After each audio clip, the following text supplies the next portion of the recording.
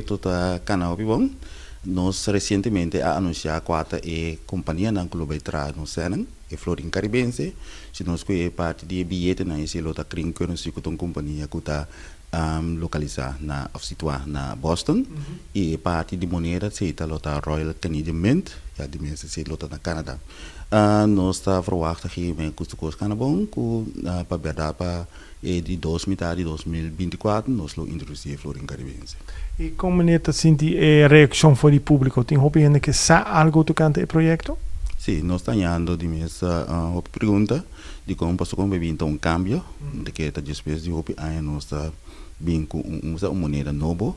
e consequentemente botar que não tem medo que se já na Florin tabira menos valor e nós está provavelmente nós pergunta na nós aí acontece na nós dona para botar calma e não para sombra uiteindelijk dat zien dat ook goed Florin te keren Florin dus Florin antiana tem Florin caribense dus nooit meer zit in medo. E combinação com o dólar tá queira maneira eta award também. Sim, a taxa de câmbio para o dólar mas que mesmo custo agora que está 1,79 ora nós introduzir Florin caribense se também está queda 1,79 dus tu ainda tá porta queira tranquilo. Se tu porque está tranquilo, não lanta se seguinte dia que nós introduzir Florin caribense, se botar 100 Florin riba por conta, e deverá 100 Florin caribense, dus porque está tranquilo.